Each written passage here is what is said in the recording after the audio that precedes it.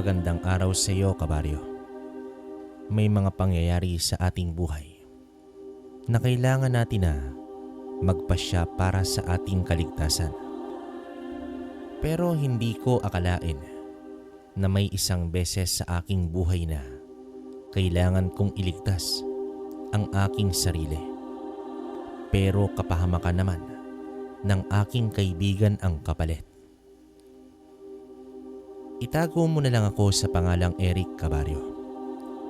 Taong 2009, sa lugar ito ng Quezon. Sa mga panahong ito ay nasa edad 22 pa ako. Isa naman akong call center agent noon. Matalik kong kaibigan si Michael. Nakilala ko siya sa trabaho at dahil nga mas nauna siya sa akin ng ilang buwan, ay siya naman ang tumulong sa akin. Malaking bagay ang mga tulong at payo ni Michael upang makapagbenta ako ng mataas. Iba rin kasi ang mga itinuturo sa training at iba din kapag nasa aktwal ka na. Naging malapit kami ni Michael, lalo pa at pareho kami ng ship. Umabot na nga sa punto na sa bahay na ito natutulog. Gawa ng mas malapit ang bahay namin sa trabaho kumpara sa kanya. Kapag nag-overtime sa trabaho, tiyak na wala ka nang hahanapin kundi ang higaan. Kaya naman sa mga pagkakataong iyon, sa bahay na natutulog itong si Michael. Hanggang isang araw, na-approve ang aming vacation leave ng 1 linggo. Ako ang uri ng tao na kahit laking Maynila ay masunurin ako sa mga matatanda. Lumaki din kasi ako sa piling ng aking lolo at lola dahil ang mga magulang ko ay nasa abroad. Tahimik at hindi magala pero kabaliktaran naman sa akin si Michael. Paminsan-minsan ay sumasama naman ako sa kanya sa mga bar pero hindi naman talaga ako komportable. Lagi kong tinitingnan ang relos ko at ang cellphone ko noon na di-keypad. Michael, uwi na tayo. 11:00 na oh. Pagyaya ko sa kanya. Ano ka ba? 11:00 pa lang eh. Bata pa ang gabi. Saka day off naman bukas, di ba? Sagot naman sa akin ng kaibigan ko. Yari ako nito kay Lola eh. Tiyak nakalak na ang gate nun. Kamot ulong wika ko naman sa kanya. Di sa bahay ka matulog. Sambit niya habang nakakpay naman sa akin. Pero baka mag-alala ang lola ko nito. Pag-aalala ko pang tugon sa kanya. Agad niya namang kinuha ang kanyang cellphone at lumabas ng bar. Tinawagan si lolo at sinabi niyang sa bahay niya na ako matutulog. Hindi ko naman alam kung anong diskarte ang sinabi ni Michael at napapayag si lolo. Unang beses akong makapunta sa bahay ng aking kaibigan at nagulat ako dahil sa isang kondo pala ito nakatira. Ayon kay Michael, ibinigay daw iyon ng kanyang mga magulang na wala namang pakialam sa kanya. Ang mga magulang ni Michael ay migrante na sa Canada. Subalit ayaw niya namang manirahan doon. Kaya naman pinapadalhan na lamang siya ng pera buwan-buwan. Kaya naman hindi na nakapagtataka. Nalaki sa layaw si Michael pero mabait itong kaibigan. Lasing na siya nang kami ay nakauwi sa bahay niya. Nakita ko naman ang napakakalat na lugar. Mga damit, medyas, at kahit sa lawal niya ay kung saan-saan lang nakapatong. Napapailing na lamang ako noon, kabaryo. Habang nakahiga nito, ay niligpit ko muna ang mga kalat dahil hindi pa naman ako inaantok. Dumating ang araw ng aming bakasyon at napagkasunduan namin na pupunta kami sa Quezon. Ayon sa kanya, noong bata pa daw siya ay minsang isinama siya ng kanyang mga magulang doon. Kaya naman nais niyang balikan ang mga alaala ng nakaraan. 4 na araw lang naman ang balak namin sa lugar at tutungo kami ng Batangas upang magtampisaw sa dagat. Gayunpaman, dumating na nga kami sa probinsya ng Quezon. Masyadong liblib ang lugar, kaya wala naman kaming mahanap na mauupahang kwarto. Kaya patuloy muna kami sa paglalakad habang ini-enjoy ang paghahanda ng mga tao sa mga banderitas at palamuti. Tumigil naman kami sa isang tindahan upang mag-soft drinks dahil uhaw na kami sa tindi ng init.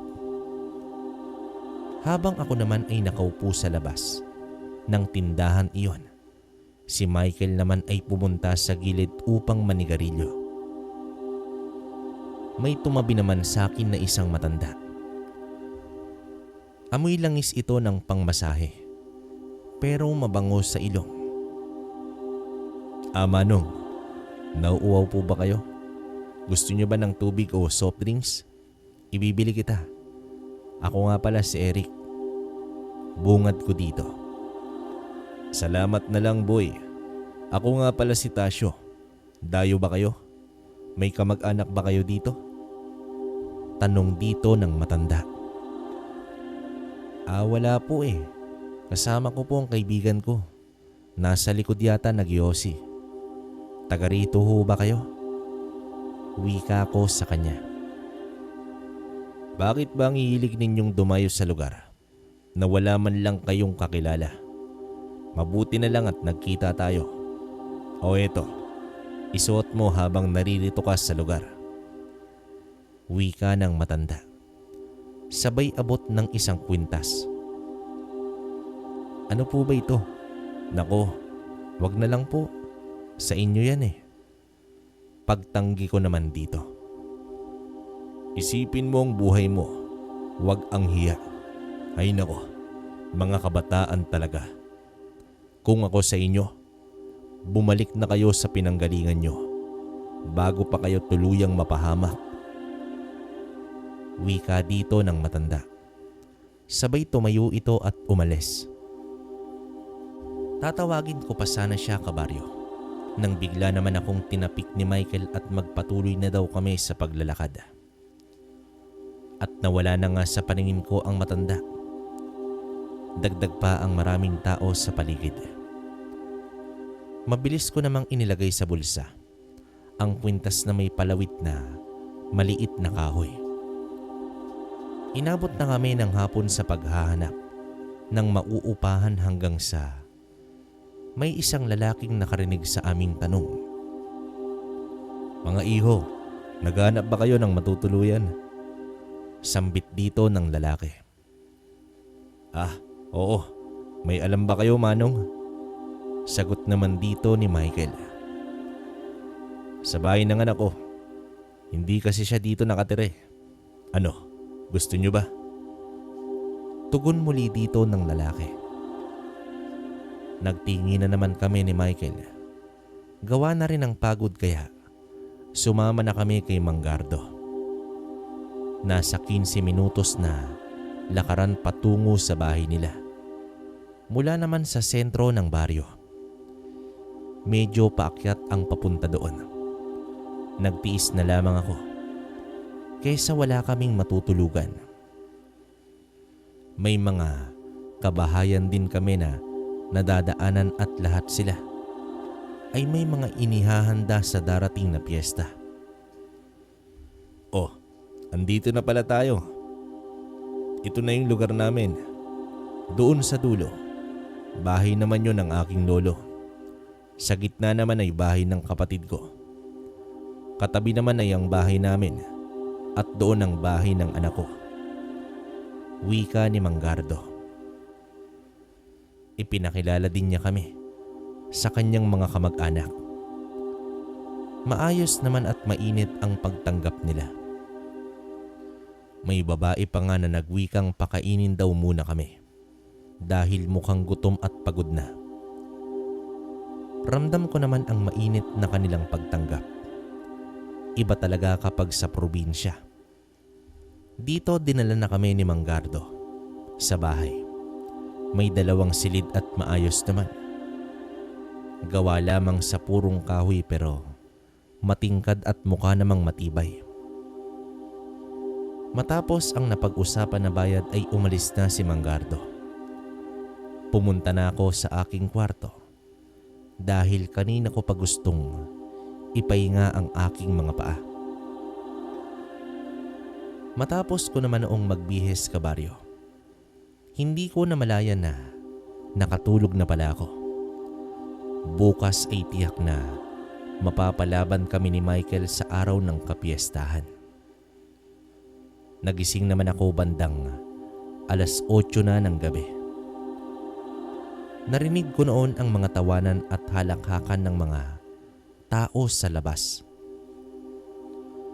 Dito bumangon ako at lumabas ng kwarto. May nakita naman akong nakatakip na pagkain sa mesa. Kinatok ko ang kwarto ni Michael pero walang sumasagot. Hanggang sa narinig ko ang boses niya sa labas. Pagsilip ko sa bintana, nakita ko noon si Michael na nakikipag-inuman pala. Kasama naman si Manggardo. Hanggang sa may nagsalita sa baba na isang babae. Ayon naman sa kanya, kainin ko daw ang pagkain na nasa mesa. Tapos na daw kumain ang kaibigan ko. Gawa na rin ng gutom ay nilantakan ko agad ang masarap na pagkain. Adobo at sinangag na kanin. Maya-maya pa ay kumatok ang babae sa pinto na nagpakilalang si Aling Melba. Dinalhan niya ako ng soft drinks. Laking tuwa ko naman at nagpasalamat. Kahit ganoon ang ipinapakita ng lahat sa amin, hindi pa rin ako nagpakampante. Lalo na noong naalala ko ang sinabi ng matandang si Mang Tasyo. Hindi na lamang ako lumabas ng bahay upang makaiwas sa inuman. Mahirap na kung 2 kami ni Michael ang malasing sa isang lugar na bago naman sa amin. Bandang 11:00 kabaryo, narinig ko na umakyat si Michael. Agad kong binuksan ang pinto. Nakangiti pa ito na yumakap sa akin at amoy na amoy ko ang alak sa kanyang hininga. Inalalayan ko siyang pumasok at inihiga sa kama. Bagsak agad si Michael. Hinayaan ko na lang at tumuloy na rin ako sa aking kwarto. Ilang minuto pa ay lumabas ako ng silid at nagtungo naman ako sa palikuran sa likod ng bahay. Kailangan ko pang bumaba dahil nakahiwalay ang palikuran sa bahay. Pansin ko na may niluluto ang mga tao. Pero iilan na lamang ito. Habang ako'y umiihi, ay nakaramdam ako ng kakaiba sa katawan ko. Ito yung sinasabing makamundong pagnanais. Naisip ko na mas mabuting sa kwarto ko na lamang ito itutuloy. Kaya naman pumwesto na ako sa paghiga. Inunat ang katawan. Binuksan ko ang aking pantalon at dito sinimulan ko na ang pagsasarili. Ilang minuto pa ay narinig ko si Michael na tila umuungol. Noong una ay binabaliwala ko lamang ito subalit iba na ang kanyang boses na parabang humihingi ito ng saklolo. Kaya naman mabilis kong inayos ang sarili at dito pinuntahan ko siya sa kwarto. Noong una, akala ko ay dahil lang sa lasing ito, ngunit nang buksan ko ang ilaw, nakita ko ang napakaraming uod na lumalabas sa kanyang bibig. Nagulat ako. Napatayo ako palayo sa kanya. Hindi ko alam kung ano ang gagawin sa ganoong eksena. Eric, tulungan mo ko. Anong nangyayari sa akin? Mahinang wika ni Michael na tila nahihirapan ito. Teka, hingi lang ako ng tulong kay Mang Gardo. Tarantang sambit ko dito. Papalabas na sana ako ng bahay nang marinig ko ang mga salitang, "Sa tingin mo ba tulog na ang dalawa?" Tiyak akong umepekto na ang barang kay Michael. Dalian na natin para may pang-alay na tayo. Natigilan ako noon, kabaryo, nang marinig ko ang mga salitang yon. Nang marinig ko ang mga yapak nila na paakyat sa hagdan ng bahay, ay mabilis naman akong pumasok sa aking kwarto. Dito nagkunwaring tulog at isinuot ko ang kwintas. Ngunit nalimutan ko pang ilak ang pinto. Pare, wala dito yung isa. Nasaan kaya yon? Anong wala? Nariyan lamang yan. Baka nasa palikuran. Mga salitang narinig ko. Ngunit labis naman akong nagtataka. Papaano nila nasabi na wala ako sa kwarto? Habang nakatagilid lang ako sa kama, naisip ko na baka yung kwintas ang may gawa nito. Base naman sa kanilang mga kilos, ay binuhat na nila si Michael at tila pinukpok pa nila ang ulo. Nang makababa ay marahan naman akong lumabas ng kwarto at dito ko inumpisang sumilip sa may siwang. Tumambad sa aking paningin ang pagkatay nila kay Michael. Halos mabaliw ako noon sa aking nakita. Napasandal ako sa dingding at kakalas na yata ang kaluluwa ko sa labis na takot. Hindi ko noon napigilan ang umiyak dahil sa sinapit ng kaibigan ko. Nais ko siyang tulungan, pero anong magagawa ko laban sa kanila? Narinig ko rin na nag-utos itong si Mang Gardo na hanapin ako at dakpin. Sa muli kong pagsilip sa may siwang, nakita ko naman ang iilang kalalakihan na kinakain ang laman ni Michael. Habang si Gardo ay nakayuko ito sa kanila. Doon ko napagtanto na si Gardo ay isang mambabarang, habang ang kanilang mga bisita ay mga aswang. Nanlumo na lamang ako sa sinapit ng aking kaibigan. Naghanap ako ng paraan upang makatakas sa lugar. Pansin ko din na parang hindi nila ako nakikita. Hinahawakan ko ang palawit na kwintas habang pilit na tumatakas. Nang makatagpo naman ako ng isang puno, ay dinaanan lamang nila ako. May isa pa nga na biglang sumulpot sa aking harapan. Ngunit literal na hindi talaga ako nakikita. Nang makita ko naman ang daan pababa ng lugar na iyon ay dito mabilis akong tumakbo. Nang nasa paanan na ako, ay muli akong tumingala. Nakita ko ang isa sa mga aswang na nasa taas at sumisinghot sa hangin. Hindi na ako nagdalawang isip at tumakbo na ako ng mabilis hanggang sa nakaabot ako sa may sentro ng baryo. Nakita ko na buhay pa ang lugar. Halos buong kalye ay may nag-iinuman. Mga bahay na umuusok dahil sa mga nilulutong pagkain. Habang sila ay nagkakasiyahan, Ako naman ay halos mabaliw na sa takot at awang-awa ako sa aking kaibigan. Nagpunta naman ako sa isang maliit na tindahan. Tinanong ako ng tindera kung may bibilhin ba ako. Dito bumili ako ng soft drinks pampawi sa uhaw. Napansin yata nito na balisa ako at pawis na pawis. Kaya naman nagtanong ang tindera. Nagulat naman siya nang bigla akong nagtanong tungkol sa pangontra ng aswang. Sumagot ang babae na asin ngunit nauutal ito. Batid ko sa kanyang reaksyon na may alam ito. Nagkunwari naman akong nagtanong kung may aswang ba sa kanilang baryo.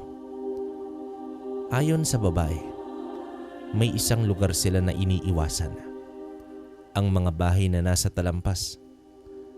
Iyon daw ang bahay ni Gardo na isang mambabarang.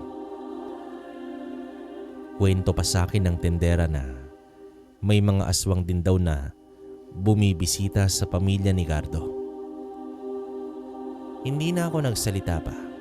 Bagkus, nagtanong naman ako sa tendera kung may tinda siyang asin.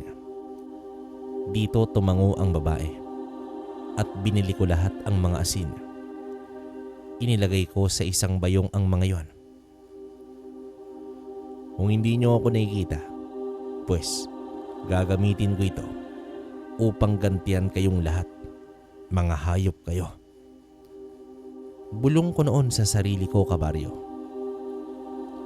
Hinaplos ko ang kwintas at naglakad ako pabalik sa bahay ni Gardo. Wala na akong pakialam sa mga tauhang nagtatakbuhan upang hanapin ako. Nakita ko ang mga demonyo na nasa isang malaking mesa at alam ko na katawan iyon ni Michael. Ang kanilang pinagpipiestahan. Bandang 2:00 na ng mga oras na yon. Nang nasa ilang metro na lamang ako, ay kitang-kita ko ang 4 na mga aswang na kumakain.